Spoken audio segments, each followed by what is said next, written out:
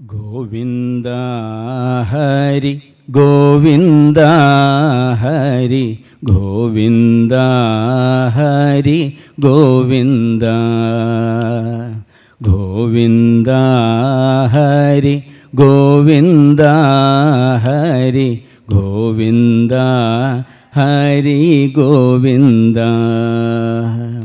ഗോവിന്ദ ഹരി ഗോവിന്ദ ഹരി ഗോവിന്ദ ഗോവിന്ദ ഹരി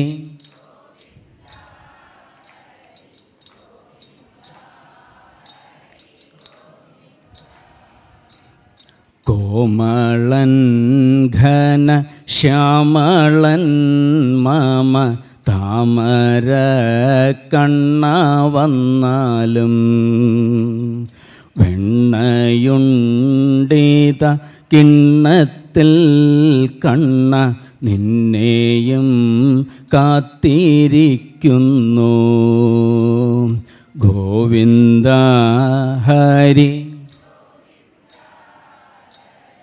ഗോവിന്ദ ഹരി ഗോവിന്ദ ഗോവിന്ദ ഹരി ഗോവിന്ദ ഹരി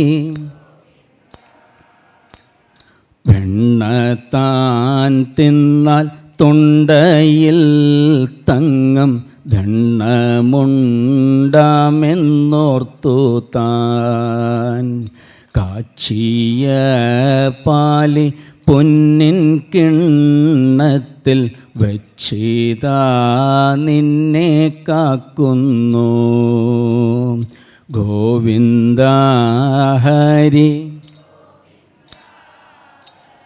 ഗോവിന്ദ ഹരി ഗോവിന്ദ ഗോവിന്ദ ഹരി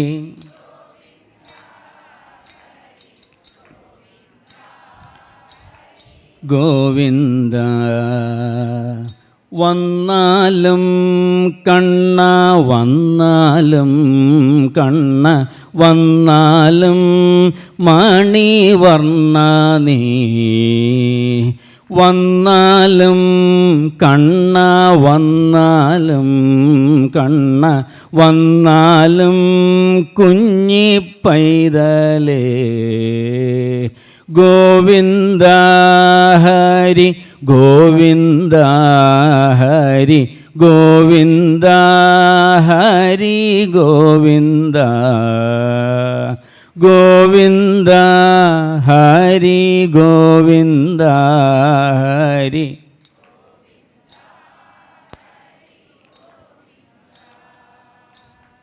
പൊൻചിലം ബൊച്ച കേൾക്കുന്നു കണ്ണ വഞ്ചിക്കാതിങ്ങോ വന്നാലും കിങ്ങിണി കീലുങ്ങുന്നതോ കേൾക്കാം എങ്ങിവൻ നിൽപ്പൂമൽ കണ്ണൻ ഗോവിന്ദ ഹരി ഗോവിന്ദ ഹരി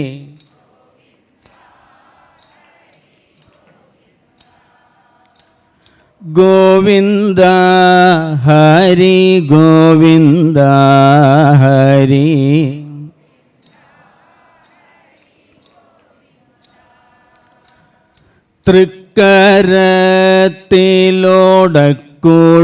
തൃക്കരത്തിലോടക്കുഴലുമായി ഈ സദസ്സിൽ നീ വന്നാലും തൃപ്പാദങ്ങളിൽ ഇപ്പാദദാസർ അർപ്പിച്ചിടട്ടെ സർവവും ഗോവിന്ദ ഹരി ഗോവിന്ദ ഹരി ഗോവിന്ദ ഗോവിന്ദ ഹരി ഗോവിന്ദ ഹരി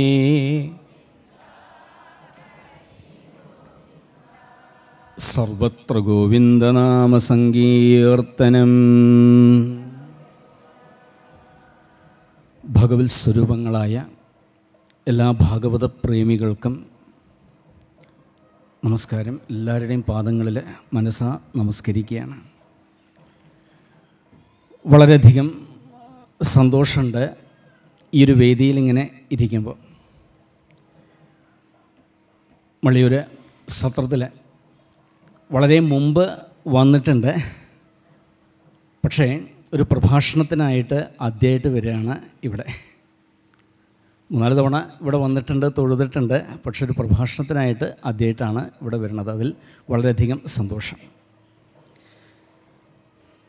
ഇന്ന് ഇപ്പോഴത്തെ നമ്മുടെ വിഷയം എന്താ വെച്ചാൽ ധ്രുവചരിത്രമാണ്. ശ്രീമദ് ഭാഗവത്തിൽ ചതുർത്ഥ സ്കന്ധം. ഈ ചതുർത്ഥ സ്കന്ധത്തിൻ്റെ ലക്ഷണം എന്ന് പറയുന്നത് വിസർഗം. അപ്പോൾ സൃഷ്ടിയിലുള്ളതായ വിശേഷണയുള്ള പല ഭാവങ്ങളെ ശ്രീമദ് ഭാഗവതം നമുക്ക് ഇവിടെ കാണിച്ചു തരാണ്.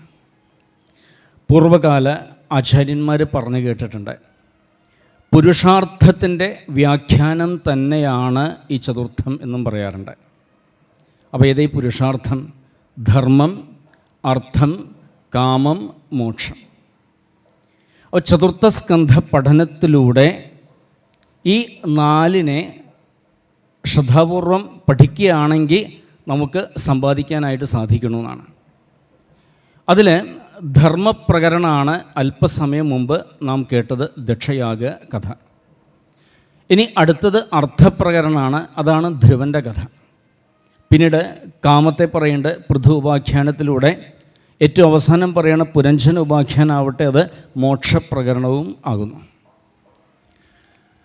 ചതുർത്ഥത്തിൽ 8, 9, 10 മുതലായി 11 മുതലായ അധ്യായങ്ങളിലൂടെയാണ് ധ്രുവൻ്റെ കഥ നമുക്കായിട്ട് പറഞ്ഞു തരുന്നത്. അപ്പോൾ ഈ ധ്രുവൻ്റെ കഥ പറയുന്നതിന് മുമ്പായിട്ട് ചിന്തിച്ചാൽ നല്ല രസമാണ്. അധർമ്മത്തെക്കുറിച്ചാണ് ആദ്യം പറയണത്. അപ്പോൾ ഒരുപക്ഷെ തോന്നാം, എന്തിനാണ് ഈ അധർമ്മത്തെക്കുറിച്ച് ഇവിടെ പറയണത് എന്നൊരു പക്ഷേ തോന്നിയേക്കാം. ഈ അധർമ്മം എന്താണ് എന്ന് മനസ്സിലാക്കിയെങ്കിൽ മാത്രമേ ആ വഴിക്ക് അങ്ങോട്ട് പോകാതിരിക്കുള്ളൂ. ഏതായാലും അധർമ്മത്തെക്കുറിച്ച് കൂടുതലൊരു പ്രസംഗവും ഇവിടെ നടത്തുന്നില്ല. എന്താ വെച്ചാൽ ഏടത്തിയും അനിയനും ഏട്ടനും അനിയത്തിയും അങ്ങോട്ടും ഇങ്ങോട്ടും വിവാഹം കഴിച്ചു, സന്താനം ഉണ്ടായി എന്നൊക്കെ ഇങ്ങനെ പറഞ്ഞു പോകാനുള്ളത്. ഇതൊക്കെ അധർമ്മത്തിൽ പെട്ടത് തന്നെയാണ്. ഒന്നുകൂടെ സൂക്ഷ്മമായിട്ട് ചിന്തിച്ചാൽ ഇതെല്ലാം നമ്മുടെ അകത്തുള്ളതായിരിക്കുന്ന പല പല വികാരങ്ങളാണ് ഇത്. ഏതൊക്കെ? ലോഭം, തൃഷ്ണ, അസൂയ, ഇതൊക്കെ അധർമ്മ സംബന്ധികൾ തന്നെയാണ്. അപ്പോൾ ഇന്ന് ഇത് പകൽ എന്ന് പറയാൻ കാരണം രാത്രി എന്നൊരു സമയമുള്ളതുകൊണ്ടാണ്, അല്ലേ? രാത്രി എന്നൊരു സമയം ഇല്ല എന്ന് നോക്കിയാൽ ആരെയും പറയൂ ഇതിനെ പകലാന്ന്? പറയില്ല. അപ്പോൾ അധർമ്മം എന്താണ് എന്നും, അപ്പോൾ ഒരുപക്ഷെ തോന്നാം, എന്തിനാണ് ഇവിടെ അധർമ്മത്തെക്കുറിച്ച് പ്രസംഗിക്കുന്നത്, എന്തിനാണ് അധർമ്മത്തെക്കുറിച്ച് ഇവിടെ പറയണത് എന്നൊരു പക്ഷെ തോന്നിയേക്കാം. കാരണം എന്താ വെച്ചാൽ പ്രഥമസ്കന്ധത്തിൻ്റെ അവസാന ഭാഗത്തിൽ പരീക്ഷത്തിൻ്റെ ഒരു ചോദ്യമുണ്ട്. യൽ ശ്രോതവ്യം അധോ ജപ്യം, യൽ കർത്തവ്യം നൃഭിപ്രഭോ സ്മർത്തവ്യം, ഭജനീയം വാ ബ്രൂഹി യത് വാ വിപര്യം. അതിദുർലഭമായിട്ട് കിട്ടിയിരിക്കുന്ന ഈ ഒരു മനുഷ്യജന്മത്തിൽ എന്തൊക്കെയാണ് കാണേണ്ടത്, കേൾക്കേണ്ടത്, പറയേണ്ടത്, ചെയ്യേണ്ടത്, സ്മരിക്കേണ്ടത്, ചിന്തിക്കേണ്ടത്, ഇത് മാത്രം അറിഞ്ഞാൽ പോരാ. ഇതിൻ്റെ വിപരീത ഭാവം എന്താണ് എന്നുകൂടി അറിയേണ്ടതായിട്ടുണ്ടെന്ന്.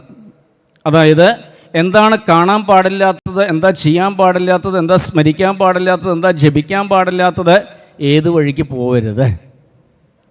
അപ്പോൾ ഇത് എന്താണ് എന്ന് കൃത്യമായിട്ട് അറിയണമെങ്കിൽ, മനസ്സിലാക്കണമെങ്കിൽ ഈ 8ാമത്തെ അധ്യായത്തിലെ ആദ്യത്തെ 8 വരെയുള്ള 7 വരെയുള്ള ആ ശ്ലോകത്തെ ഒന്ന് മനസ്സിലാക്കിയാൽ മതി. എന്താച്ചാൽ നമ്മുടെ ഈ വഴിയിൽ ഈ പാപം ഒരിക്കലും നമ്മളെ ഓടിച്ചിട്ട് പിടിക്കണമെന്നില്ല. ഈ പാപം നാം പോകുന്ന വഴിയിൽ പലയിടത്തും പാപം കിടക്കണ്ട. അങ്ങനെ കണ്ടു കഴിഞ്ഞാൽ ഒന്ന് മാറി നടന്നാൽ മതി. വെറുതെ അതിൻ്റെ വായെ തലവെച്ച് കൊടുത്തോളം നിർബന്ധമൊന്നുമില്ലല്ലോ. അപ്പോൾ പതുക്കെ അങ്ങോട്ട് മാറി നടന്നാൽ മതി. അപ്പോൾ ഏത് വഴികളിലൂടെയാണ് നമുക്ക് സഞ്ചരിക്കേണ്ടതായിട്ടുള്ളത്? ആ മാർഗം ഇതാ. ധ്രുവനെ പോലെ, പ്രഹ്ലാദനെ പോലെ, യയാതിയെ പോലെ, ഒരുപാട് കഥാപാത്രങ്ങൾ നമുക്ക് വഴി കാണിച്ചു തരുന്നുണ്ട്. അപ്പോൾ ആ മാർഗങ്ങളിലൂടെയൊക്കെ ഒന്ന് സഞ്ചരിച്ചാൽ മാത്രം മതി. ശ്രദ്ധിക്കാം. സ്വയംഭുമനുവിൻ്റെ പുത്രനായിരിക്കുന്ന ഉത്താനപാദൻ, ഈ ഉത്താനപാദന് 2 ഭാര്യമാർ. ഒന്ന് സുരുചി, അടുത്തത് സുനീതി. അപ്പോൾ ആദ്യത്തെ സുനീതി, രണ്ടാമത്തെ സുരുചി. ഈ രണ്ടാമത്തെ ഭാര്യ വന്നതോടുകൂടിയിട്ട് ആദ്യത്തെ ഭാര്യയ്ക്ക് കൊട്ടാരത്തിൽ വലിയ സ്ഥാനമൊന്നുമില്ല. അപ്പോൾ അവർ കൊട്ടാരത്തിൻ്റെ വെളിയിൽ ചെറിയൊരു ഭവനൊക്കെ ആയിട്ട് ഇങ്ങനെ കഴിഞ്ഞുകൂടുകയാണത്. ഈ 2 ഭാര്യമാരിലും ഓരോ ഉണ്ണികളും ഉണ്ട്. സുനീതിയുടെ പുത്രനാണ് ധ്രുവൻ, സുരുചിയുടെ പുത്രനാണ് ഉത്തമൻ. ഇനി കഥയിൽ നിന്ന് വിട്ട് അല്പം ഒന്ന് ചിന്തിച്ചു കഴിഞ്ഞാൽ ചിന്തനീയമായിട്ടുള്ളൊരു വിഷയം ഇവിടെയുണ്ട്. 2 വാക്കിൽ അത് പറഞ്ഞ് നമുക്ക് കഥയിലേക്ക് പ്രവേശിക്കാം. ഉത്താനപാദ. ഈ ഉത്താനപാദ എന്ന ശബ്ദത്തിൻ്റെ ഒരു അർത്ഥം എന്താ വെച്ചാൽ കാല് പൊന്തിച്ച് വെച്ച ആൾ. നല്ല എളുപ്പത്തിൽ മലയാളത്തിൽ പറഞ്ഞാൽ കാല് പൊന്തിച്ച് വെച്ച ആൾ, ഉത്താനപാദ. അപ്പോൾ ആരെയും കാല് പൊന്തിച്ച് വെച്ചവർ? നമ്മളെല്ലാവരും. ഈ കാണുന്ന നമ്മളെല്ലാവരും ഈ കാല് പൊന്തിച്ച് വെച്ചവരാ.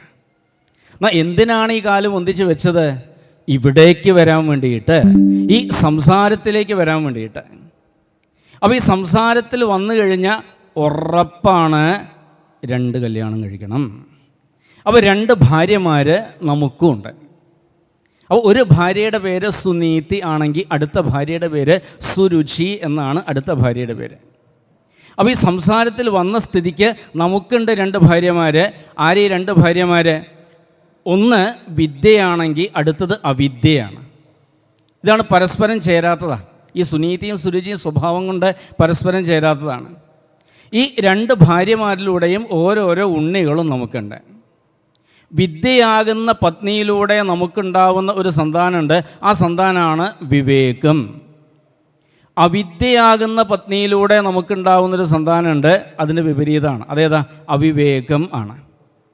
അപ്പോൾ ഈ കഥയുടെ ഒരു താല്പര്യം എന്താ വെച്ചാൽ, ആരാണോ വിദ്യയെയും വിവേകത്തെയും ഉൾക്കൊള്ളുന്നത് അവർക്ക് ധ്രുവപദമാണ് എന്നർത്ഥം. അതായത് ഇളക്കമില്ലാത്തതായിരിക്കുന്ന, നാശമില്ലാത്തതായിരിക്കുന്ന സ്ഥാനമാണ് എന്ന് അർത്ഥം.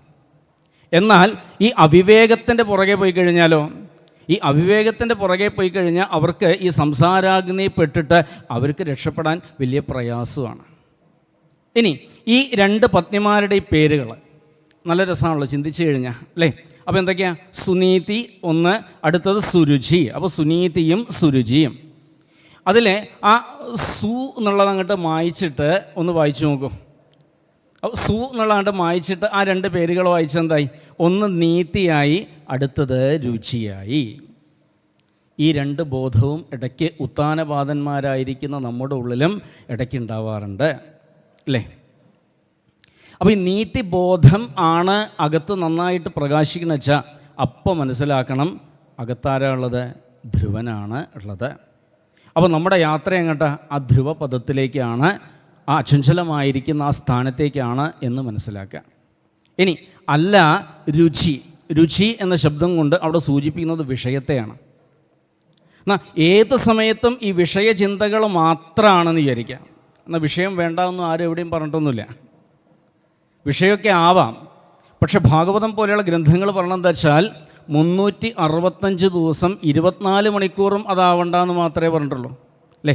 ഇടയ്ക്കൊക്കെ ഈ വിഷയചിന്തകൾ വേണം, പല പല കാര്യങ്ങളും ഉണ്ടാവണം. പക്ഷേ ഏത് സമയത്തും അതാവരുത്. അങ്ങനെ ഏത് സമയത്തും അതാണ് എങ്കിൽ അപ്പം മനസ്സിലാക്കുക അകത്ത് ഉത്തമനായി. ഈ ഉത്തമമുള്ള ശബ്ദത്തെ ഒന്ന് പിരിച്ചാൽ മതി. ഉദത്തമ, ഉദിച്ചു വരുന്നതായിരിക്കുന്ന തമസ്, അജ്ഞാനം വല്ലാതെ കണ്ട് അതാ ജ്വലിക്കുന്നു എന്നർത്ഥം. ഈ അജ്ഞാനം വല്ലാതെ കണ്ട് വിളയാടുകയാണ് ഈ മനസ്സിനകത്ത്. അങ്ങനെയാണെങ്കിൽ ഉറപ്പാണ് അത് ഈ മനസ്സുകളെ കൊണ്ടെത്തിക്കുക നരകത്തിലും. ധ്രുവനാണ് അകത്ത് പ്രകാശിക്കണമെന്ന് വെച്ചാൽ അത് ഈ മനസ്സുകളെ കൊണ്ടെത്തിക്കുന്നത് വൈകുണ്ഠത്തിലുമാണ്, ആ ഭഗവത് സന്നിധിയിലുമാണ് എന്ന തിരിച്ചറിവ് നമുക്കുണ്ടാവട്ടെ.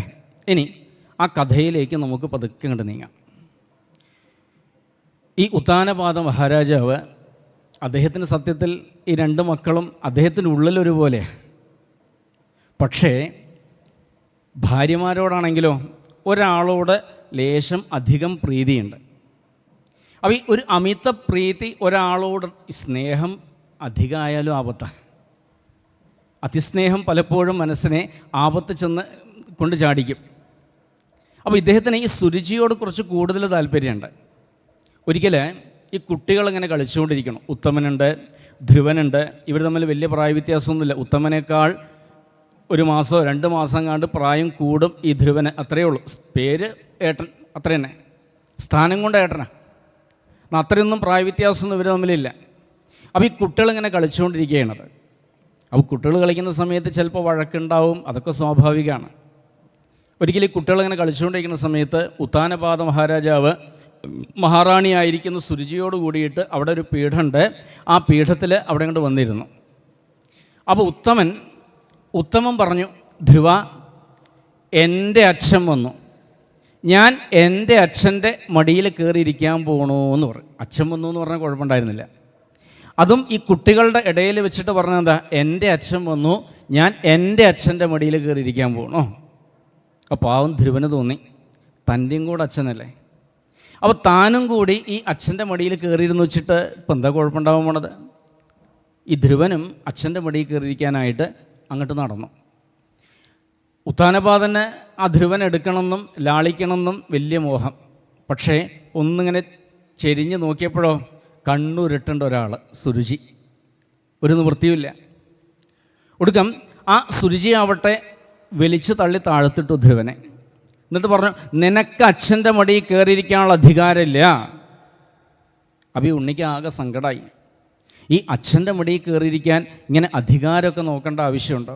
നിനക്ക് അച്ഛൻ്റെ മടിയിൽ കയറിയിരിക്കാനുള്ള അധികാരമില്ല എന്നൊക്കെയാണ് പറഞ്ഞത്. അന്യസ്ത്രീ ഗർഭസംഭൃതം. ഈ രാജാവിന് ഒരുപാട് ഭാര്യമാരുണ്ട്, അതിലൊക്കെ മക്കളുണ്ട്. എല്ലാവരും കൂടി അച്ഛൻ്റെ മടിയിൽ കയറിയിരിക്കണം എന്നൊക്കെ പറഞ്ഞ് വന്നു കഴിഞ്ഞാൽ അത് വലിയ ബുദ്ധിമുട്ടാണ്. അങ്ങനെ നിനക്ക് അച്ഛൻ്റെ മടിയിൽ കയറിയിരിക്കാനുള്ള അധികാരമൊന്നുമില്ല.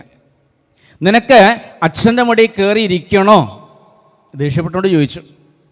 അപ്പോൾ ആ ഉണ്ണി പതുക്കെ ഇങ്ങനെ തലയാട്ടി, വേണം എന്ന ആ ഭാവത്ത് തലയാട്ടി.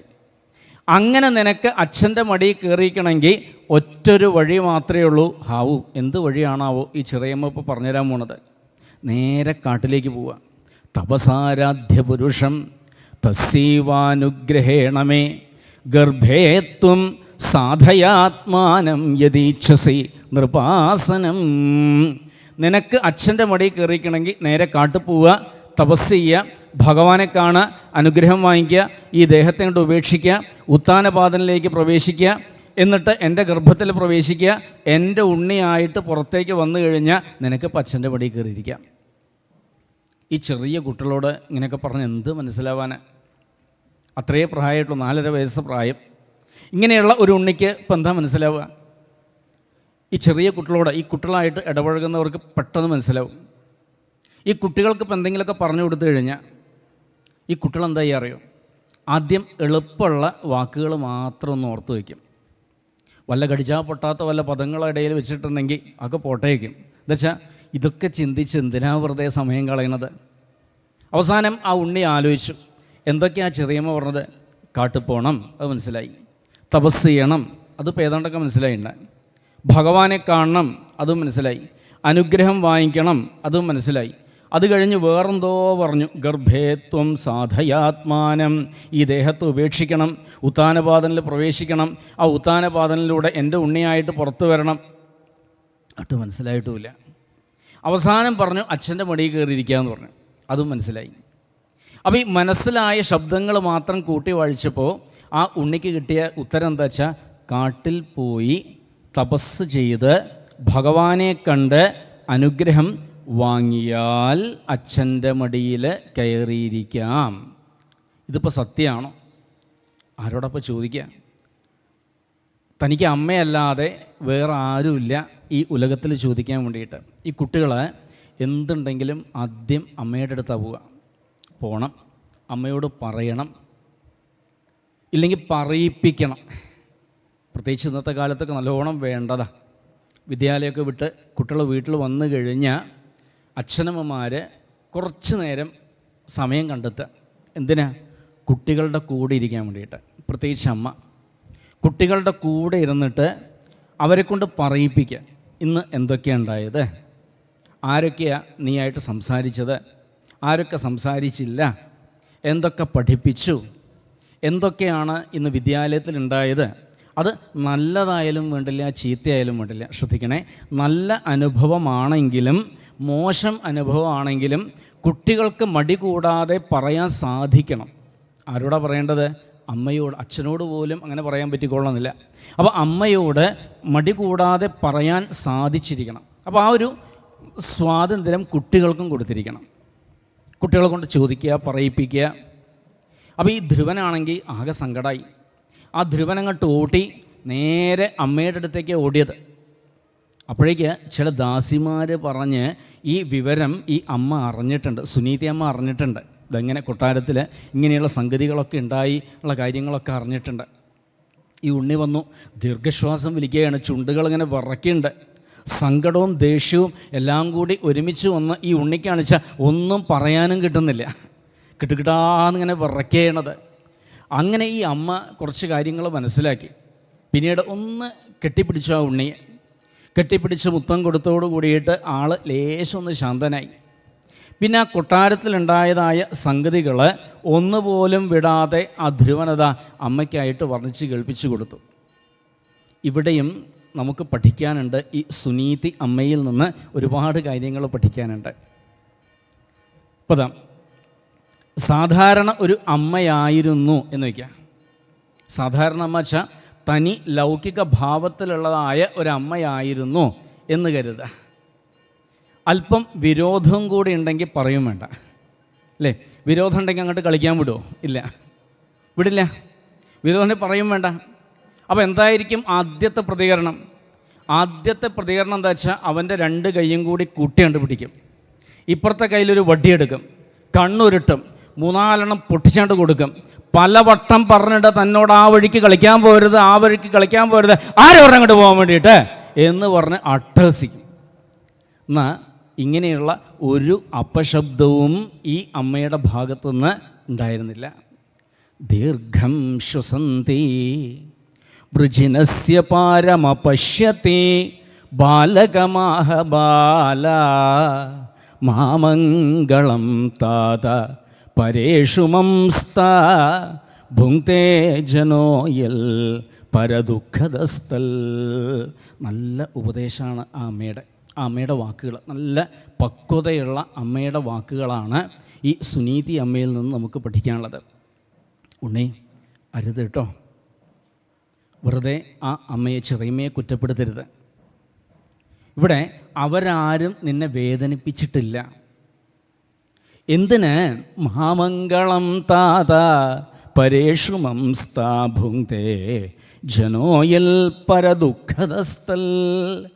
ആരും ആർക്കും സുഖവും തരുന്നില്ല, അതേപോലെ ദുഃഖവും തരുന്നില്ല.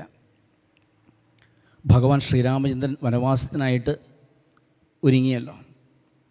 ഒരു രാത്രി കഴിയണത് ശൃംഗിവേരപുരത്ത്, ഗുഹൻ്റെ ആസ്ഥാനത്താണ്.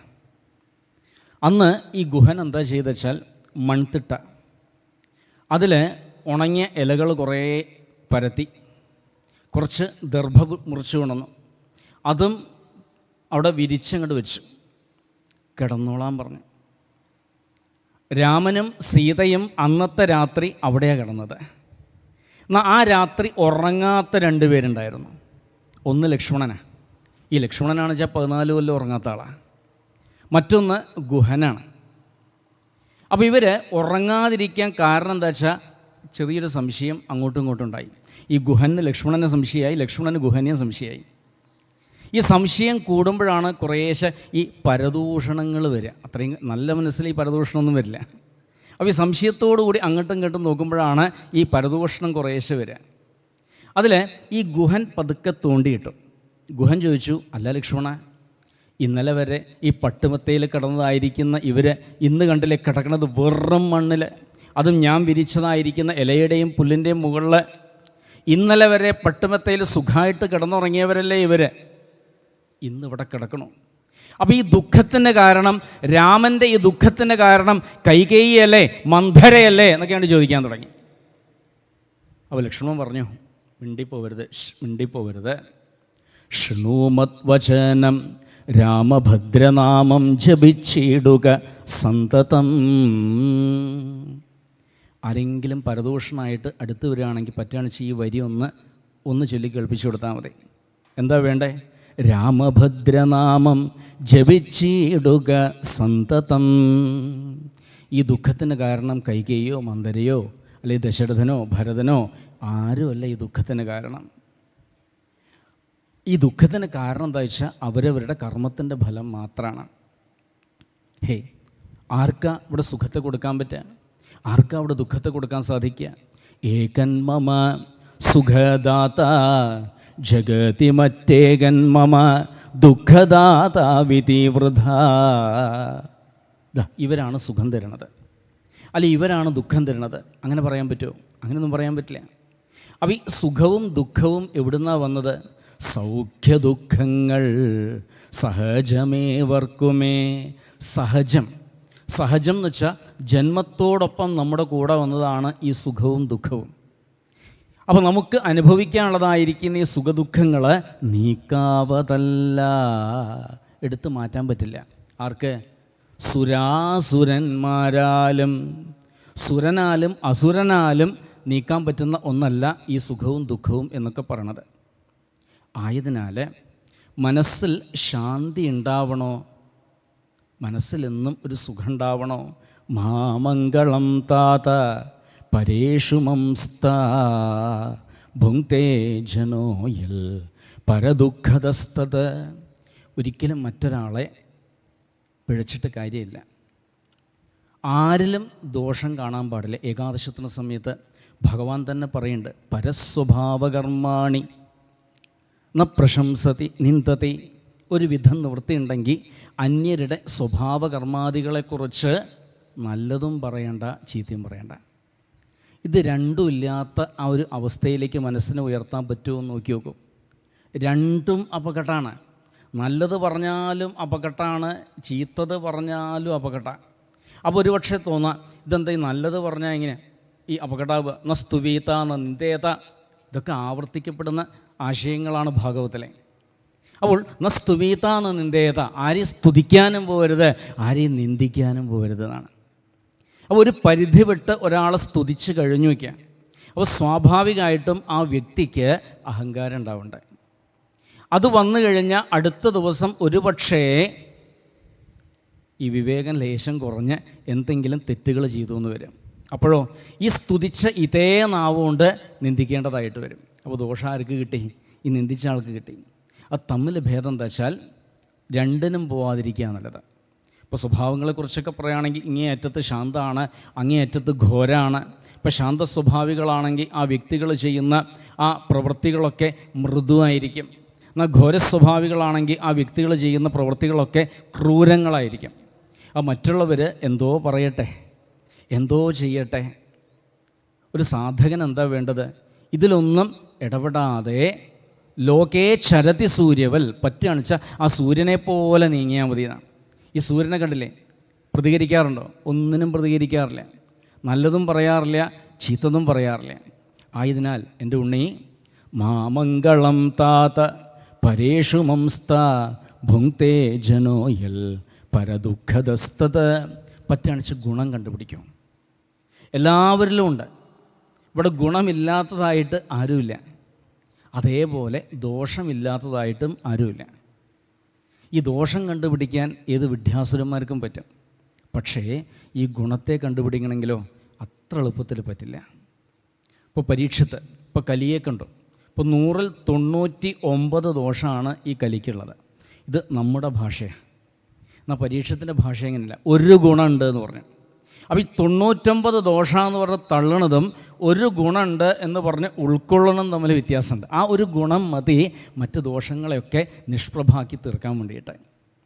അപ്പോൾ ഈ നിന്നെ ശകാരിച്ചതായ, നീ പറയണ, നിന്നെ ഉപദ്രവിച്ചു, നിന്നെ വേദനിപ്പിച്ചു എന്ന് പറയണതായിരിക്കുന്ന ആ അമ്മയിലും ഒരു ഗുണമുണ്ട്. അപ്പോൾ ആ അമ്മയിലുള്ള ഗുണം എന്താ? നിന്നോട് ആ അമ്മ എന്താ പറഞ്ഞത്? ആരാധയേത് അധോക്ഷജ പാദപത്മം യദീച്ഛസേധ്യാസനം ഉത്തമോ യഥാ. എത്ര നല്ല കാര്യം ആ അമ്മ പറഞ്ഞത്. സത്യം സ്വരുച്യാഭിഹിതം ഭവാൻ മേ യദ്ദുർഭഗായ ഉദരേ ഗൃഹീത. സത്യമാണ് ആ ചെറിയമ്മ പറഞ്ഞത്. എങ്ങാനും ആ ചെറിയമ്മ ഇങ്ങനെ പറയാൻ പാടില്ലായിരുന്നു എന്നെങ്ങാനും ഈ അമ്മ പറഞ്ഞു എന്ന് വിചാരിക്കുക, ജീവിതാവസാനം വരെ ആ ധ്രുവന് ചെറിയമ്മയോട് ഒരു വെറുപ്പുണ്ടാവും. അതൊരിക്കലും ഉണ്ടാവാൻ പാടില്ല. അതുകൊണ്ട് ആ ചെറിയമ്മ പറഞ്ഞത് വളരെ സത്യമാണ്. നീ എൻ്റെ പാലല്ലേ കുടിച്ചത്, നീ എൻ്റെ ഉദരത്തിലല്ലേ ഉണ്ടായത്, ഞാനാണെങ്കിൽ നിർഭാഗ്യവതയാണ്. അപ്പോൾ എനിക്കുള്ളതായിരിക്കുന്ന ആ നിർഭാഗ്യത്വം കുറേശ്ശെ നിനക്കും ഒരുപക്ഷെ കിട്ടിയിട്ടുണ്ടാവാം. അതുകൊണ്ടാണ് നിനക്ക് അച്ഛൻ്റെ മടിയിൽ പെട്ടെന്ന് കയറിയിരിക്കാൻ പറ്റാതിരുന്നത്. ഇനി നിനക്ക് അച്ഛൻ്റെ മടിയിൽ കയറിയിരിക്കണോ? ഒറ്റൊരു വഴി മാത്രമേ ഉള്ളൂ, ആരാധയേത്. ആ ചെറിയമ്മ പറഞ്ഞ പോലെ ഈ അമ്മയും പറയണു, ആരാധയേത് അധോക്ഷജപാദപത്മം യതീച്ഛസേധ്യാസനം ഉത്തമോ യഥാ. നേരെ പോയിട്ട് ഭജിക്കുക, ആ ഭഗവാനെ ഭജിക്കുക. ആ ഭഗവാനെ ഭജിക്കുകയല്ലാതെ വേറെ യാതൊരു മാർഗവുമില്ല. ബാലമനസ്സുകൾക്ക് കൊടുക്കുന്ന ആദ്യത്തെ ഉപദേശമാണത്, നാമം ജപിക്കണം, ഭഗവാനെ നമസ്കരിക്കണം. അപ്പോൾ ഒന്ന് കുട്ടിക്കാലത്തേക്കൊന്ന് പോയി നോക്കുക. ഇപ്പോഴത്തെ വയസ്സൊന്നും ആരും ചിന്തിക്കേണ്ട. ഒന്ന് കുട്ടിക്കാലം ഒന്ന് ആലോചിച്ച് നോക്കുക, കുട്ടിത്തത്തിലൊന്ന് ചിന്തിച്ച് നോക്കുക. അപ്പോൾ പണ്ട് മുത്തശ്ശി പറഞ്ഞു നാമം ജപിക്കണം എന്ന് പറഞ്ഞു. അപ്പോൾ നാമം ജപിക്കണം എന്ന് പറഞ്ഞാൽ അപ്പോൾ ചോദിക്കുക അടുത്ത ചോദ്യം, എന്താ കിട്ടുക അല്ലേ, എന്താ ഗുണമുള്ളത്? അങ്ങനെ നാമം ജപിച്ചിട്ട് അവിടെ എത്തിയ ആരെങ്കിലും ഉണ്ടോ അല്ലേ? ഇതൊക്കെ അറിയണമല്ലോ. വെറുതെ നാമം ജപിച്ചാൽ പോരാ, വെറുതെ നമസ്കരിച്ചാൽ പോരാ. അങ്ങനെ നമസ്കരിച്ചിട്ട് നാമം ജപിച്ചിട്ട് ആ ഭഗവാനെ ഉപാസിച്ചിട്ട് ആരെങ്കിലും അവിടെ എത്തിയിട്ടുണ്ടോ? ആരെയാ ഭജിക്കേണ്ടത്? യസ്യാഘ്രിപത്മം പരിചര്യ വിശ്വവിഭാവനായാത്ത ഗുണാഭിപത്തേ അചോദ്യതിഷ്ഠത് ഖലു പാരമേഷ്ട്യം പദം ചിതാത്മശ്വസനാഭിവന്ത്യം. എന്തിനാ ഈ പുറത്തേക്കുള്ള ഉദാഹരണം ഒന്നും എടുക്കണ്ടെന്ന്. നാമം ജപിച്ച് ഭഗവാനെ ഉപാസിച്ച് അവിടെ ലക്ഷ്യത്തിൽ എത്തിയതായ നിൻ്റെ ഒരു മുതുമുത്തശ്ശനുണ്ട്. അതാരാ? ബ്രഹ്മാവ. ഏതൊരു പാദത്തെ നമസ്കരിച്ചിട്ടാണോ, ഏതൊരു പാദത്തെ ആശ്രയിച്ചിട്ടാണോ ആ ബ്രഹ്മാവ് ഇന്നും സൃഷ്ടികർത്താവായിട്ട് ആ ബ്രഹ്മപദത്തിലിരിക്കുന്നത്, ആ ബ്രഹ്മാവിനെ തന്നെ, ആ ഭഗവാനെ തന്നെ നന്നായിട്ട് ഭജിച്ചു കൊള്ളുക. ഇനി നിൻ്റെ മുത്തശ്ശൻ അതാരാ? സ്വയംഭുവനോ. തഥാ മനുർവോ ഭഗവാൻ പിതാമഹോ യമേകമത്യാ പുരുദക്ഷിണൈർമഘൈ ഇഷ്ട്വാഭിപേതേ ദുരവാപമന്യതോ ഭൗമം സുഖം ദിവ്യമധാപവർഗ്യം. നിൻ്റെ മുത്തശ്ശനായിരിക്കുന്ന സ്വയംഭുവനും ഇഷ്ട്വാഭിപേതേ ഒരുപാട് യജ്ഞങ്ങൾ, ആ യജ്ഞമൂർത്തിയെ അനവധി യാഗാദികൾ ചെയ്തിട്ട് പ്രീതിപ്പെടുത്തിയിട്ടുണ്ട്. അതുകൊണ്ടാണ് അദ്ദേഹം മനുവായിട്ട് മാറിയിരിക്കുന്നത്. നിൻ്റെ അച്ഛനും കുറേ കാലം ഭജിച്ചിട്ടുണ്ട്. അതുകൊണ്ടല്ലേ നിന്നെപ്പോലൊരു മകനെ കിട്ടിയത്. അതുകൊണ്ട് ഒട്ടും അമാന്തിക്കണ്ട. തമേവ വത്സാശ്രയഭൃത്യവത്സലം മുമുക്ഷുഭിർ മൃഗ്യപദാബ്ജബദ്ധതിം അനന്യഭാവേ നിജധർമ്മഭാവിതേ മനസ്യവസ്ഥാപ്യ ഭജസ്വ പൂരുഷം. എങ്ങനെ വേണം ഭജിക്കാൻ? അന്യചിന്ത കൂടാതെ എന്നാണ്. അപ്പോൾ ഭാഗവതം കേൾക്കാനായിട്ടിരുന്ന് കഴിഞ്ഞാൽ, അല്ലെങ്കിൽ ഭാഗവതം പറയാനായിട്ടിരുന്ന് കഴിഞ്ഞാൽ, വായിക്കാനായിട്ടിരുന്ന് കഴിഞ്ഞാൽ ആ കുറച്ച് നേരമെങ്കിൽ ആ കുറച്ച് നേരം അന്യമായ സർവ്വചിന്തകളെയും ഒന്ന് വിട്ട് നമുക്ക് കേൾക്കാൻ സാധിക്കുകയാണെങ്കിൽ, ഒന്ന് പറയാൻ, പഠിക്കാൻ, വായിക്കാൻ സാധിക്കുകയാണെങ്കിൽ അത് വലിയ കാര്യമാണ്. ഇപ്പോൾ രാമായണം വായിക്കാനിരുന്നു, അല്ലെങ്കിൽ ഭാഗവതം വായിക്കാനിരുന്നു, അല്ലെങ്കിൽ കേൾക്കാനായിട്ടിരുന്നു. ആ കേൾക്കുന്ന ഒരു 10 മിനിറ്റ് ആവട്ടെ. ഒരു മനുഷ്യൻ്റെ മനസ്സ് എന്നൊക്കെ പറയണത്, ശാസ്ത്രകാരന്മാർ പോലും പറയണത് 8-9 മിനിറ്റേ അടങ്ങിയിരിക്കുള്ളൂ.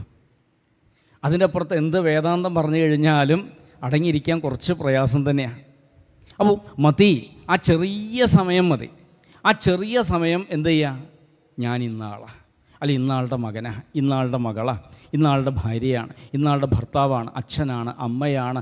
ആ ഭാവം ഒന്ന് മറക്കാൻ, കുറച്ച് നേരത്തേക്കെങ്കിലും മറക്കാൻ നമുക്ക് സാധിക്കുന്നു എങ്കിൽ അപ്പം മനസ്സിലാക്കുക ആ ഗുരുവായൂരപ്പൻ്റെ അനുഗ്രഹം ഉണ്ട് എന്ന് തന്നെ വേണം മനസ്സിലാക്കാൻ വേണ്ടിയിട്ട്.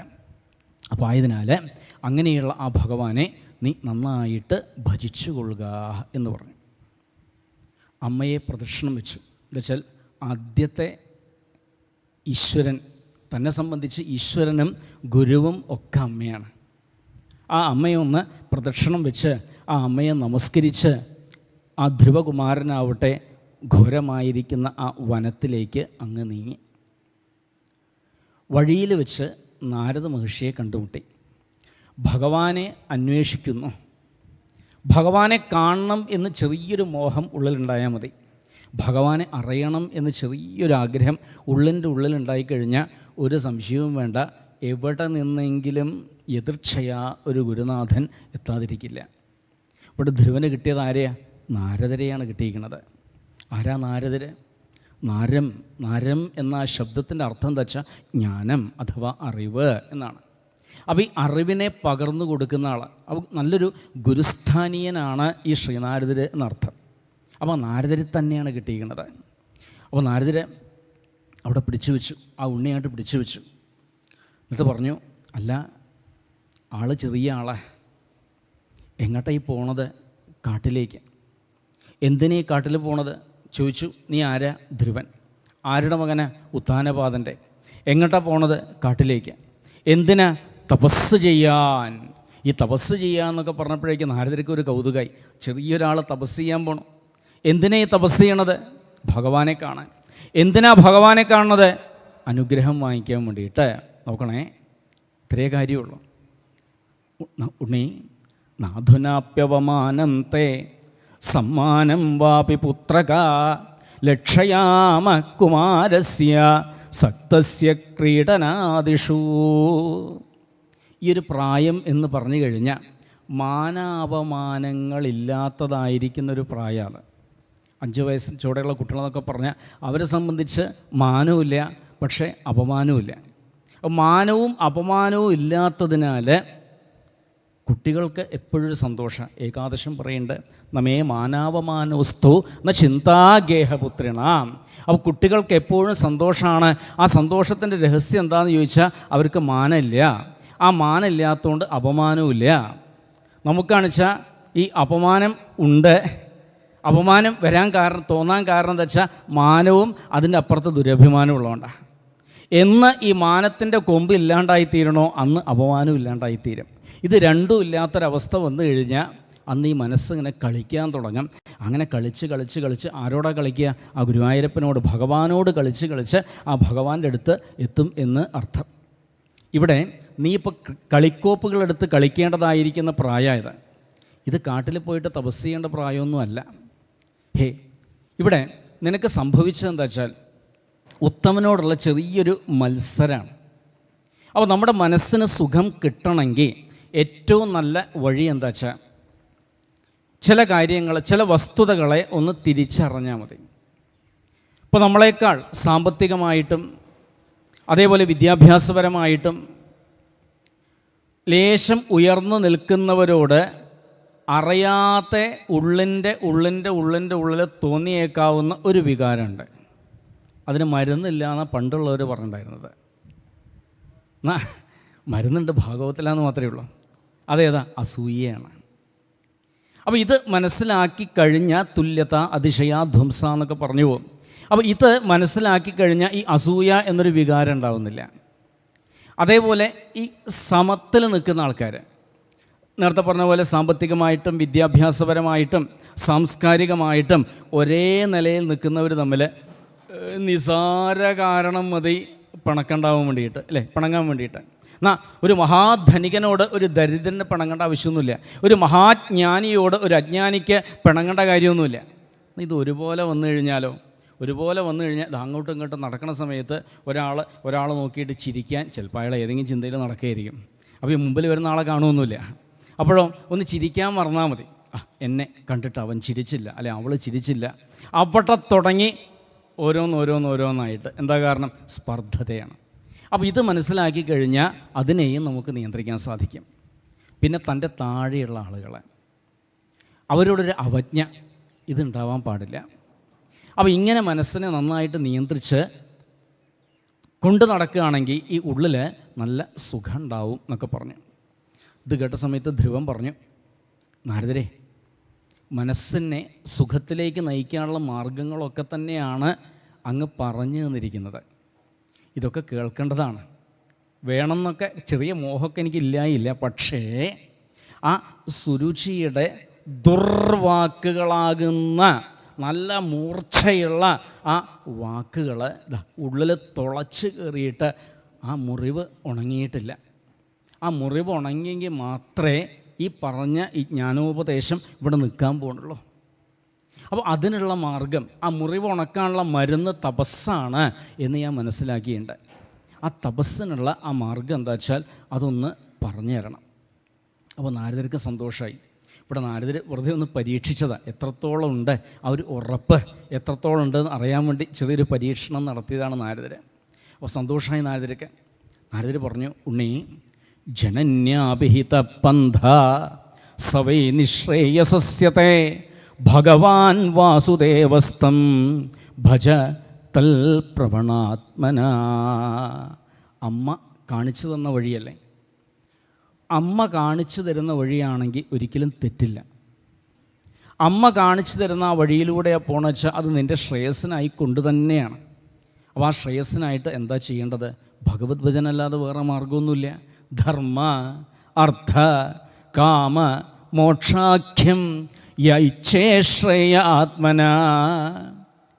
ധർമ്മ എന്തിനു വേണ്ടിയാണെങ്കിലും, ഇപ്പോൾ ധർമ്മത്തെ സമ്പാദിക്കാനാണെങ്കിലും അർത്ഥമാണെങ്കിലും കാമാണെങ്കിലും മോക്ഷമാണെങ്കിലും ഒറ്റ വഴി മാത്രമേ നമ്മുടെ മുമ്പിലുള്ളൂ. ആ ഒരു വഴി ഏതാ? പ്രത്യേകിച്ച് കലികാലത്ത് കഴിയണ നമ്മുടെ മുമ്പിൽ ആകെ കൂടി ഒറ്റ വഴി മാത്രമേ ഉള്ളൂ.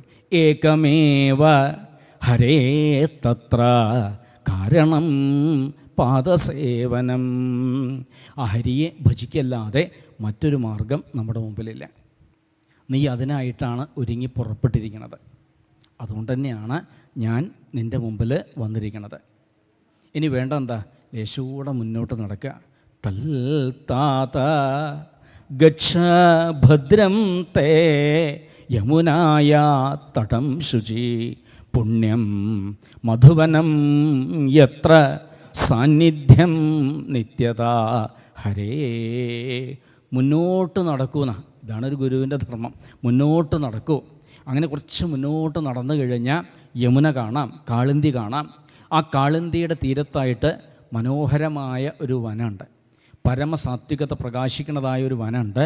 ആ വനമാണ് മധുവനം. ആ മധുവനത്തിൻ്റെ പ്രത്യേകത എന്താ? ഹരിയുടെ നിത്യസാന്നിധ്യമുള്ളതായിരിക്കുന്ന വനം അത്. അവിടെ പോയിട്ട് കാളിന്തിയിൽ കുളിക്കുക, എന്നിട്ട് തപസ് അനുഷ്ഠിക്കുക. ഇനി ആ തപസ് അനുഷ്ഠിക്കാൻ നിനക്ക് അറിയോ? അറിയില്ല. ആരെയാ തപസ് ചെയ്യേണ്ട അറിയോ? അറിയില്ല. ജപിക്കേണ്ട മന്ത്രം അറിയോ? അറിയില്ല. രൂപം അറിയോ? അറിയില്ല. കുറേ ചോദ്യങ്ങൾ ചോദിച്ചു. എല്ലാ ചോദ്യങ്ങൾക്കും ഉത്തരം ഒന്ന് മാത്രമേ ഉള്ളൂ: അറിയില്ല, അറിയില്ല, അറിയില്ല, അറിയില്ല. അങ്ങനെയുള്ളവരോടാണല്ലോ പറഞ്ഞു കൊടുക്കേണ്ടത്. സന്തോഷമായി. ഹേ, പ്രാണായാമാദികൾ ശീലിക്കുക. അത് കഴിഞ്ഞ് ഒരു ഭാഗത്തിരിക്കുക. ഇരുന്ന് ഇപ്പം ഇന്നലെ കപിലയൊക്കെ വിസ്തരിച്ചപ്പോൾ കേട്ടിട്ടുണ്ടാവും. പൂരക, കുംഭക, രേചക ആ മാർഗങ്ങളൊക്കെ ഉപദേശിച്ചു കൊടുത്തു. പ്രാണായാമം കൊണ്ട് ദേഹത്തിനുണ്ടാവുന്ന ആ ദോഷങ്ങൾ ഇല്ലാതായിട്ട് തീരണം. അതേപോലെ ക്രമത്തിൽ ഭഗവാനെ, ആ ഭഗവത് സ്വരൂപത്തെ നന്നായിട്ട് ധ്യാനിക്കുക. ആ ധ്യാനിക്കേണ്ടതായിട്ടുള്ള ആ രൂപത്തെയും വർണ്ണിച്ച് കേൾപ്പിച്ചു കൊടുത്തു. ഭഗവാന്റെ കേശാദിപാദമായിട്ടുള്ള ആ സ്വരൂപത്തെ വർണ്ണിച്ചുകൊണ്ട് കേൾപ്പിച്ചു കൊടുത്തു. ആ ഭഗവാനെ ഉപാസിക്കാനായിട്ട് അതിരഹസ്യമായ ഒരു മന്ത്രമുണ്ട്. ആ മന്ത്രം കൂടി പറഞ്ഞുതരാം. ഓം നമോ ഭഗവതേ വാസുദേവായ. ഓം നമോ ഭഗവതേ വാസുദേവായ. ഓം നമോ ഭഗവതേ വാസുദേവായ. ഘട്ടം ഘട്ടമായിട്ട് നാരദർ പറഞ്ഞു കൊടുക്കുകയാണ്. ആദ്യം നല്ലൊരു സ്ഥാനത്ത് പോയിട്ടിരിക്കുക. എവിടെ പോയി ഇരുന്നാലാണോ നമുക്കൊരു സുഖം കിട്ടുക അവിടെ തന്നെ പോയിട്ടിരുന്നോളൂ. ഇപ്പോൾ ചിലർ പറയാറുണ്ട്, എനിക്ക് അമ്പലത്തിൽ പോയിട്ടിരുന്നാലാ സുഖം ഉണ്ടാവുക, അവിടെ പോയിരുന്നാൽ മതി. എന്നാൽ ചിലർ പറയാം, എനിക്ക് അമ്പലത്തിലല്ല, എനിക്ക് എൻ്റെ ഭവനത്തിൽ തന്നെ ഇരിക്കുമ്പോഴാണ് സുഖം ഉണ്ടാവുക, അങ്ങനെയുള്ളവർ അവിടെ തന്നെ ഇരിക്കാം. എന്നാൽ ചിലർ പറയാം, എനിക്ക് നദീതീരത്ത് പോയിരുന്നാലാ സുഖം ഉണ്ടാവുക, അല്ലെങ്കിൽ പർവ്വതത്തിൻ്റെ മുകളിൽ പോയിരുന്നാലാ സുഖം ഉണ്ടാവുക. അപ്പോൾ എവിടെ പോയിട്ട് ഇരുന്നാലാണോ നമ്മുടെ മനസ്സ് സ്വസ്ഥമായിട്ട് തീരുക, അവിടെ പോയിട്ട് ഇരിക്കുക. ആദ്യം ഇരുത്തം നന്നായിട്ട് ഉറയ്ക്കണം. ജിതാസനോ ജിതശ്വാസ. ആ ഇരുത്തം ഉറച്ചു കഴിഞ്ഞാൽ പിന്നെ വേണ്ടത് എന്താ? പതുക്കെ ആ പ്രാണായാമം ഒന്ന് ശീലിക്കുക. അത് കഴിഞ്ഞ് പ്രത്യാഹാരം, വല്ല സംഘദോഷങ്ങളുണ്ടെങ്കിൽ അതൊക്കെ ഇല്ലാതായിട്ട് തീരും. പിന്നെ പതുക്കെ ധ്യാനത്തിലേക്ക് കയറുക. ആ ധ്യാനത്തിലേക്ക് കയറുന്നതോട് കൂടിയിട്ട് ഈശ്വര സംബന്ധി അല്ലാത്ത വല്ലതും അകത്ത് കയറിക്കൂടിയുണ്ടെങ്കിൽ അത് പൂർണ്ണമായിട്ടും ഇല്ലാതായിട്ട് തീരും. നല്ല ഒരു രൂപത്തെ കാണാം. അത് അവരവരുടെ ഇഷ്ടത്തിനനുസരിച്ചുള്ളതായ നല്ലൊരു രൂപത്തെ കാണാം. അപ്പോൾ ഏതൊരു രൂപത്തിലാണോ നമ്മുടെ മനസ്സ് ഉടക്കി നിൽക്കുന്നത് അവിടെ തന്നെ നിൽക്കുക. അതിന് അങ്ങോട്ടോ ഇങ്ങോട്ടോ പോകണ്ട. ഗുരുവായൂരപ്പനായിട്ടോ ഇനി മഹാഗണപതിയായിട്ടോ മഹാദേവരായിട്ടോ ഏത് സ്വരൂപമാണോ ഏത് രൂപത്തെയാണോ കാണാൻ ഇഷ്ടമെന്ന് വെച്ചാൽ ആ രൂപത്തെ നന്നായിട്ട് ഉള്ളിൽ കാണാം. ഉള്ളിൽ തെളിഞ്ഞങ്ങോട്ട് കാണാൻ തുടങ്ങിക്കഴിഞ്ഞാൽ പിന്നെ ഒരു മധുരം ഉണ്ടാവും. എന്തിന്? നാമം ജപിക്കുമ്പോൾ. ഏതെങ്കിലും ഒരു നാമം ഇവിടെ ഉപദേശിച്ചു കൊടുത്തത് ഓം നമോ ഭഗവതേ വാസുദേവായ. അങ്ങനെ കുറേ ഈ മന്ത്രം ജപിച്ചു കഴിഞ്ഞാൽ, ഒരുപാട് ആവർത്തി ഈ മന്ത്രം ജപിച്ചു കഴിഞ്ഞാൽ മനസ്സ് ആ രൂപത്തിൽ ഉറച്ച് അങ്ങോട്ട് നിൽക്കണം. പിന്നെ കുറേശ്ശെ പൂജാവിധാനത്തിലേക്കൊക്കെ നീങ്ങുകയാണെങ്കിൽ അതും തിരക്കടൊന്നുമില്ല. പൂജാ സമ്പ്രദായങ്ങളൊക്കെയാണ് തൊട്ട് താഴത്തെ ആ ശ്ലോകങ്ങളെ കൊണ്ടൊക്കെ വർണ്ണിച്ച് കേൾപ്പിച്ച് കൊടുത്തിരിക്കുന്നത്. ഇനി എങ്ങനെ വേണം പൂജിക്കാൻ, എങ്ങനെ വേണം ഈ ഭഗവാൻ ഉപാസിക്കാൻ വേണ്ടിയിട്ട്? പ്രധാനമായിട്ട് കായേന വാച മന, ദേഹം കൊണ്ട്, മനസ്സുകൊണ്ട്, വാക്കുകളെ കൊണ്ട്. ഇപ്പോൾ ദേഹത്തെ കൊണ്ട്, അതാണ് ഈ പ്രദക്ഷിണ നമസ്കാരാദികൾ, പരോപകാരം, ഇതൊക്കെ അതിൽ പെട്ടു. വാക്കുകളെ കൊണ്ടാണെങ്കിലോ നാമസങ്കീർത്തനാദികൾ, നല്ലത് കുറേ പറയാം. ഇനി മനസ്സുകൊണ്ടാണെങ്കിൽ ധ്യാനസങ്കല്പാദികൾ. ഇങ്ങനെ നിരന്തരം ആ ഭഗവാനെ തന്നെ വിചാരിക്കുന്ന സമയത്ത് ഉള്ളിലുള്ള സർവത്ര വാസനകളും ആ രൂപത്തിൽ അങ്ങോട്ട് ലയിക്കുന്ന, അപ്പോൾ രൂപത്തെ ഉള്ളിൽ നന്നായിട്ട് തെളിഞ്ഞ് കാണാൻ തുടങ്ങിക്കഴിഞ്ഞാൽ, ഒരു മന്ത്ര ഉപാസനയ്ക്കായിട്ട് എടുത്തു കഴിഞ്ഞാൽ അകത്തുള്ള സർവ്വതരത്തിലുള്ള വാസനകളും, അതിൽ വാസന വെച്ചാൽ സൂക്ഷ്മമായിട്ടുള്ള ഓർമ്മയാണ്, അത് മുഴുവൻ അങ്ങോട്ട് ഇല്ലാണ്ടായിത്തീരും. അത് മുഴുവൻ അങ്ങോട്ട് ഇല്ലാണ്ടായി തീർന്നു കഴിഞ്ഞാൽ ക്രമത്തിൽ എന്താ സംഭവിക്കുന്നത്? ഈ രൂപവും ഉള്ളിൽ കാണാണ്ടായിത്തീരും, ശൂന്യവും. അതന്നെയാണ് ആനന്ദം, അതന്നെയാണ് സമാധി, അതന്നെയാണ് ഈ മോക്ഷം എന്നൊക്കെ പറയണതായിട്ടുള്ള ആ ഒരു അവസ്ഥ. ഏതായാലും ഉണ്ണി ധ്രുവ, നീ പോയിട്ട് തപസ് ചെയ്യുക, ഭഗവാനെ കാണാനുള്ള ആ ഒരു യോഗം, ഭാഗ്യം നിനക്കുണ്ടാവട്ടെ എന്നൊക്കെ പറഞ്ഞ് അനുഗ്രഹിച്ച് ആ ധ്രുവനെ അങ്ങോട്ട് പറഞ്ഞേച്ചു. ശ്രീനാരദർ പിന്നീട് പോണത് കൊട്ടാരത്തിലേക്കാണ്. കൊട്ടാരത്തിൽ കുറ്റബോധത്തിലിരിക്കുന്ന ഒരാളുണ്ട്, അച്ഛനായിരിക്കുന്ന ഉത്താനപാദൻ. അദ്ദേഹം കരയാൻ തുടങ്ങി. താൻ ഒന്ന് മനസ്സ് വെച്ചിരുന്നെങ്കിൽ ആ ഉണ്ണി ഇപ്പോൾ കാട്ടിലേക്ക് പോവില്ലായിരുന്നു. അപ്പോൾ ആ ഉണ്ണിയെ ഏതെങ്കിലും മൃഗങ്ങൾ പിടിച്ചിട്ടുണ്ടാവുമോ, കാട്ടിലേക്ക് ഓടിപ്പോയി എന്ന് കേട്ടു.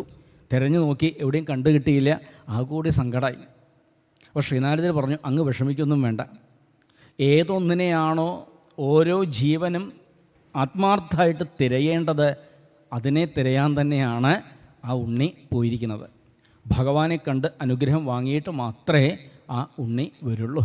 അങ്ങ് ഭാഗ്യവാനാണ്, അങ്ങ് സമാധാനിച്ചിരിക്കൂ എന്നും പറഞ്ഞ് അദ്ദേഹത്തെ അനുഗ്രഹിച്ചു. നാരദർ അവിടുന്ന് അന്തർധാനം ചെയ്തു. തുടർന്ന് ധ്രുവൻ്റെ തപസ്. ധ്രുവൻ യമുനയുടെ തീരത്തെത്തി, യമുനയിൽ കുളിച്ചു, മധുവനത്തിലിരുന്ന് തപസ്സങ്ങോട്ട് തുടങ്ങി. ആദ്യത്തെ മാസം 3 ദിവസം കൂടുമ്പോൾ കണ്ണു തുറക്കും. വീണ് കിടക്കുന്ന പഴങ്ങളുണ്ടെങ്കിൽ അത് കഴിക്കും, കുറേ വെള്ളം കുടിക്കും, വീണ്ടും കണ്ണടയ്ക്കും. 3 ദിവസം കഴിഞ്ഞാലേ കണ്ണു തുറക്കുള്ളൂ. 2ാമത്തെ മാസമായ സമയത്ത് ഇങ്ങനെ പോരാ, ഒന്നുകൂടെ തീവ്രത കൂട്ടണം തോന്നി. 6 മാസം കൂടുമ്പോൾ കണ്ണു തുറക്കും, കുറേ വെള്ളം കുടിക്കും, ഉണങ്ങിയ പുല്ല് മാത്രമായിട്ട് കഴിക്കും. 3ാമത്തെ മാസമായ സമയത്ത് വെള്ളം മാത്രം കുടിക്കാനായി. 9 ദിവസം കൂടുമ്പോൾ കണ്ണു തുറന്ന്, അങ്ങനെ അവസാനം 4ാമത്തെ മാസമായ സമയത്ത് ഒന്നുകൂടെ തീവ്രത കൂട്ടട്ടെ നിശ്ചയിച്ചു. അങ്ങനെ 12 ദിവസം കൂടുമ്പോൾ കണ്ണു തുറക്കുക, ഒരു വലിയ അങ്ങോട്ട് വലിക്കുക. ഇനിയിത് പുറത്തേക്ക് വിടണമെങ്കിൽ 12 ദിവസം കഴിയണം. അങ്ങനെ 4-ാമത്തെ മാസം കഴിഞ്ഞ് 5-ാമത്തെ മാസം കണ്ട് തുടങ്ങി. 5-ാമത്തെ മാസം തുടങ്ങിയ സമയത്ത് ആ ഉണ്ണി എന്താ ചെയ്തത് വെച്ചാൽ ഒരു വലിയങ്ങോട്ട് വലിച്ചു, ഈ ശ്വാസത്തെ പിടിച്ചങ്ങോട്ട് വെച്ചു. ഇനി ഇത് പുറത്ത് വിടണമെങ്കിൽ ആ ശ്രീഹരി ഭഗവാൻ തൻ്റെ മുമ്പിൽ വന്നാൽ മാത്രമേ ഇത് പുറത്ത് വിടുള്ളൂ എന്നങ്ങോട്ട് നിശ്ചയിച്ചു. ഈ പ്രപഞ്ചത്തിൽ പ്രാണവായു ആകെ കൂടി നിശ്ചലായി. ഇവിടുത്തെ ദേവന്മാർക്കൊക്കെ സങ്കടം. അവർ ഭഗവാന്റെ അടുത്ത് പോയിട്ട് പറയുന്നുണ്ട്.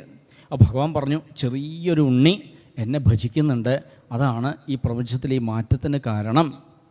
എന്നാൽ ആ ഉണ്ണിയെ ഒന്ന് പോയിട്ട് അനുഗ്രഹിച്ചൂടെ? തീർച്ചയായിട്ടും ഞാനിതാ അനുഗ്രഹിക്കാൻ പോകണോ? നേരെ ഭഗവാനതാ ആ ധ്രുവൻ്റെ മുമ്പിൽ പ്രത്യക്ഷപ്പെട്ടു. ധ്രുവൻ്റെ മുമ്പിൽ പ്രത്യക്ഷപ്പെട്ട് ധ്രുവാന്ന് വിളിച്ചു. എന്നിട്ടും ആ ധ്രുവൻ അനങ്ങിയില്ല, അറിഞ്ഞില്ല. എന്തേ അറിയാത്തത്? ഉള്ളിൽ നല്ല ചിത്രം കണ്ടുകൊണ്ടിരിക്കുന്നുണ്ട്. പിന്നെ എങ്ങനെയാണ് അറിയുക?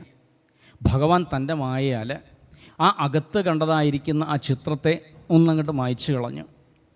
ഇത്രയും നേരം ഉള്ളിൽ കാണുന്നതായ ആ സ്വരൂപം കാണുന്നില്ലല്ലോ എന്ന് പറഞ്ഞ് പതുക്കെ കണ്ണു തുറന്നപ്പോഴോ ബഹിസ്ഥിതം തത് അവസ്ഥം ദദർശ. ഏതൊന്നാണോ അകത്ത് കണ്ടത്, ആ അകത്ത് കണ്ടത് ഇതാ തൻ്റെ മുമ്പിൽ എങ്ങനെ നിൽക്കുന്നുണ്ട്. പലതും പറയണം തോന്നി, പക്ഷെ എന്താ പറയേണ്ടത്, എന്താ ചെയ്യേണ്ടതെന്ന് അറിയില്ല. ഒന്നും പഠിച്ചിട്ടൊന്നുമില്ലല്ലോ. പക്ഷെ പലതും പറയണം എന്ന ഒരു മോഹമുണ്ട്. ഇത് മനസ്സിലാക്കിയ ആ ഭഗവാൻ എന്താ ചെയ്തത് വെച്ചാൽ തൻ്റെ അമൃതസമമായിരിക്കുന്ന ആ ശംഖെടുത്തിട്ട് പതുക്കെ ഈ കവളത്തൊന്ന് തലോടി. അതോടുകൂടി സർവ്വവിധത്തിലുള്ള ജ്ഞാനവും ആ ഉണ്ണിക്കങ്ങോട്ട് കിട്ടി. ആ ഉണ്ണി അതിഗംഭീരമായിട്ട് സ്തുതിച്ചു.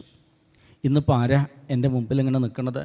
യോന്തപ്രവിശ്യ മമ വാചമിമാം പ്രസുപ്താം സംജീവയത്യഖിലശക്തിധരസ്വധാംന അന്യാംശ്ച ഹസ്തചരണ ശ്രവണത്വഗാദീൻ പ്രാണാൻ നമോ ഭഗവതേ പുരുഷായ തുഭ്യം.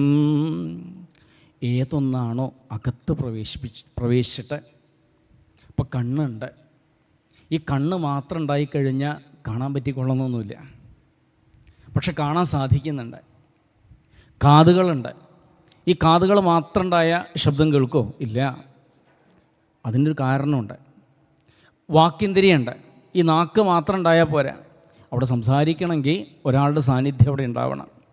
കൈകാലുകളുണ്ട്, അപ്പോൾ ഇത് ചലിക്കാൻ എന്താ കാരണം? ഈ കണ്ണുകളെ കൊണ്ട് കാണാൻ എന്താ കാരണം? ഈ കാതുകളാൽ കേൾക്കാൻ എന്താ കാരണം? ഇതിനൊക്കെ കാരണക്കാരനായിട്ട് ഒന്ന് ഇതിനകത്തുണ്ട്. ആ ഒന്ന് വേറെ ആരുമല്ല, സാക്ഷാൽ ഗുരുവായൂരപ്പൻ തന്നെ. ആ ഒന്ന് ഇവിടെ നിന്ന് ഇറങ്ങിപ്പോയി കഴിഞ്ഞാൽ, ആ ഒന്ന് ഇവിടെ നിന്ന് ഇറങ്ങിപ്പോയി നോക്കിയാൽ പിന്നെ ഇത് വെറും വിറകായിട്ട് മാറി. ഇത് ചെതയിലേക്ക് എടുത്ത് വെക്കാൻ മാത്രമായിട്ട് മാറിയിരിക്കണം. അപ്പോൾ ആ ഒന്നിനെ ഞാനിതാ ഇന്നിവിടെ നമസ്കരിക്കുക. ഗോപികൾ പറയുന്നുണ്ട്, നഖലു ഗോപികാനന്ദനോ ഭവാൻ. അവിടുന്ന് ആരാ? അഖിലദേഹിനാം അന്തരാത്മദൃക്ക്. ഈ സമസ്ത ദേഹികളുടെയും അകത്ത് അന്തരാത്മാവായിട്ട് ജീവാത്മാവായിട്ട് പ്രകാശിക്കുന്നത് ആരാണോ അത് അവിടുന്ന് തന്നെ, അങ്ങല്ലാതെ വേറെ യാതൊന്നുമില്ല. അവിടുന്ന് ഏകസ്ത്വമേവ ഭഗവന്നിതമാത്മശക്തിയ മായാഖ്യയോരു ഗുണയ മഹദാദ്യശേഷം സൃഷ്ട്വാനുവിശ്യ പുരുഷസ്തദ സദ്ഗുണേഷു നാനേവ ദാരുഷു വിഭാവസുവത് വിഭാസീ. ഏകനായിരിക്കുന്ന അവിടുന്ന് എപ്പോഴാണോ സൃഷ്ടിക്കാനായിട്ട് ആഗ്രഹിച്ചത്, ആ ഒരു ക്ഷണം മാത്രം അങ്ങയുടെ ശക്തിയായിരിക്കുന്ന മായയെ അംഗീകരിച്ച് അതിലൂടെ മഹൽതത്വം, അഹങ്കാരതത്വം മുതലായിരിക്കുന്ന തത്വങ്ങളെ വർദ്ധിപ്പിച്ച് ഈ കാണുന്ന സർവത്തിനെയും സൃഷ്ടിച്ചു. ബ്രഹ്മാവ് മുതൽ തൃണാന്തമായിട്ട് സർവ്വതിനെയും അവിടുന്ന് സൃഷ്ടിച്ചിട്ടുണ്ട്. എന്നിട്ട് ഏതേത് ഭൂതങ്ങളെയാണോ അവിടുന്ന് സൃഷ്ടിച്ചത് അവരുടെയൊക്കെ ഉള്ളിലങ്ങ് കുടികൊള്ളുന്നുണ്ട്. ഏതുപോലെ എന്ന് ചോദിച്ചാൽ വിറകിനകത്തുള്ള അഗ്നിയെ പോലെ എന്നർത്ഥം.